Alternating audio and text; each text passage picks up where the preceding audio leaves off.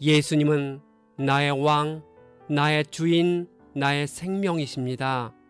하나님 아버지, 어느 민족이든지 하나님의 주권하에 있음을 깨닫습니다.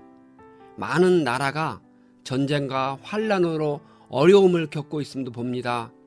우리의 영원하신 통치자 예수 그리스도께서 어서 오셔서 온 세상을 다스리시고 새롭게 창조하옵소서. 예수님의 이름으로 기도합니다. 아멘. 오늘 읽을 말씀은 시편 67편부터 72편입니다. 이 말씀의 핵심은 첫째, 시인은 모든 민족이 주님을 찬송할 수 있기를 간구합니다. 둘째, 다윗이 절망에 빠졌을 때 기도한 것처럼 하나님의 백성도 환난을 당해 절망을 솔직히 토로하고 기도할 수 있습니다. 셋째, 솔로몬은 다윗 왕조의 영원한 통치자 메시아를 그리며 자랑하고 있습니다. 67편, 다윗은 민족들이 주를 찬송하게 해달라고 간구합니다. 하나님은 민족들을 공정히 심판하시고 다스리시는 분이십니다. 모든 민족들이 하나님의 구원의 도를 알게 되면 하나님을 찬송하게 됩니다. 하나님이 땅이 소산을 내도록 하셨으니 찬양할 수 있습니다. 하나님이 우리에게 복을 주셨으니 하나님을 경외하게 됩니다. 68편, 의인은 하나님 앞에서 뛰들며 기뻐합니다. 하나님은 고아의 아버지이시고 과부의 재판관이십니다. 하나님 앞에서 땅이 진동하며 하늘이 떨어집니다. 하나님은 천지를 만드신 분이시니 능치 못할 일이 없으신 분이십니다. 하나님께서 이스라엘 백성에게 율법을 주시기 위해 시내산에서 강림하실 때 우레와 번개와 빽빽한 구름과 연기와 나팔 소리가 있었습니다. 시인이 말하는 소식을 공포하는 여자들은 홍해를 건넌 후 승리의 노래를 부른 미리암의 여성 찬양대나 골리앗을 물리치고 개선하는 다윗을 찬양으로 맞이한 이스라엘 여인들을 가리킵니다.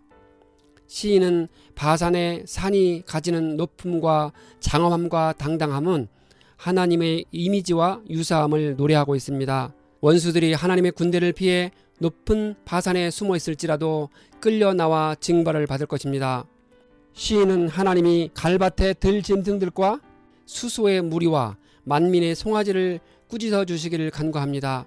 갈밭의 들짐승은 본래 나일 강변에서 서식하는 악어나 하마를 가리키지만 여기서는 이집트나 왕을 가리킵니다. 수소의 무리들은 군소 국가의 여러 왕들을 의미하고 만민의 송아지는 이방 나라의 백성을 가리킵니다.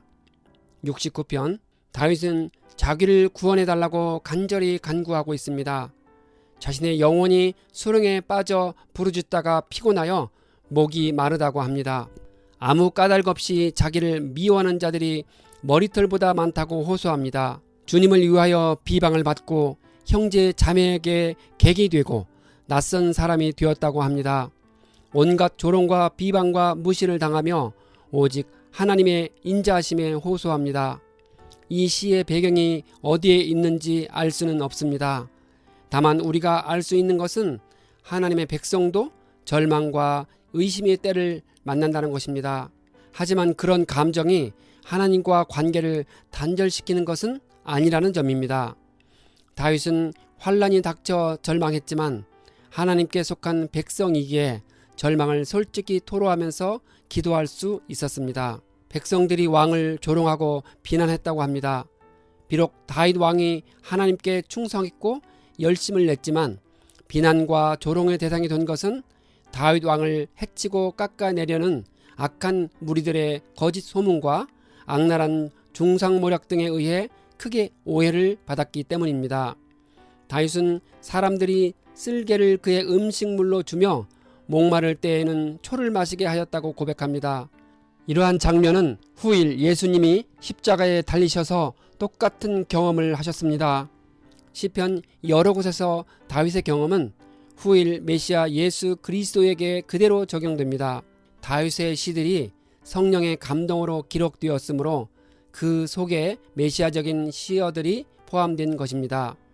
다윗은 악인들의 죄악에 대하여 하나님의 공의로운 심판이 속히 집행되기를 바라는 탄원을 하고 있습니다.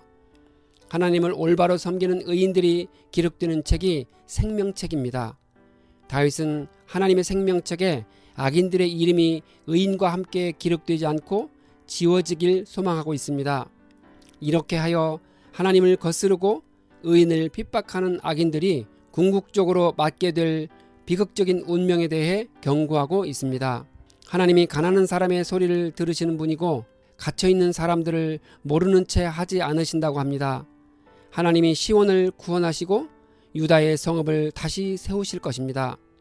70편. 다윗은 하나님께 자기를 건져주시고 속히 도와달라고 애원합니다. 하나님은 우리가 참고 기다리면서 하나님의 때를 인정하기를 바라십니다. 하지만 우리가 하나님의 도움을 긴급하게 요청하는 것을 이해하시고 기뻐하십니다. 그것이 결국 자신의 약함과 하나님의 능력을 인정하는 일이기 때문입니다.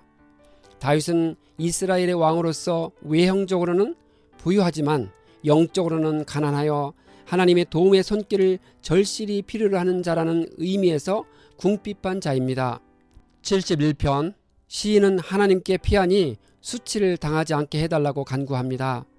주님의 의로 건져주시고 구원해달라고 호소합니다. 시인은 하나님을 피하여 숨을 바위로 비유하고 있습니다. 히브리인들에게 바위는 거대한 바위산이나 바위 절벽을 의미합니다. 적들이 쉽게 접근할 수 없는 천연 요새이니 훌륭한 피난처 역할을 합니다.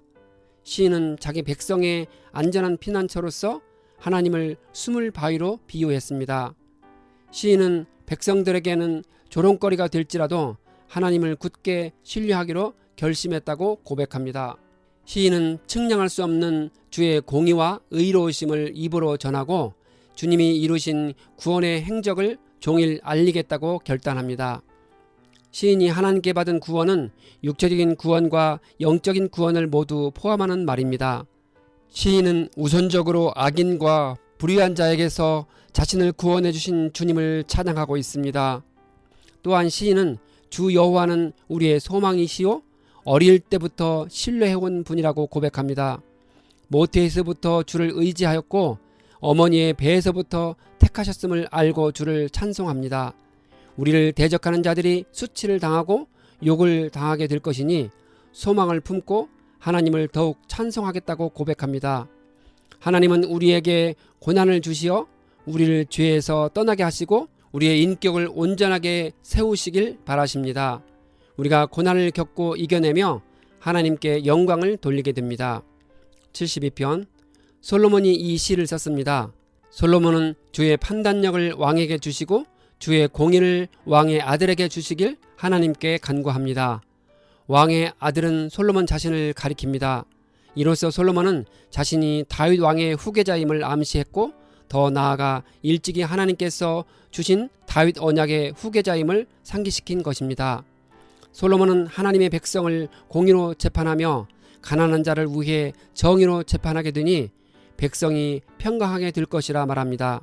그의 날에 의인이 흥하게 되며 바다와 강과 땅을 다스리고 있음을 기록합니다.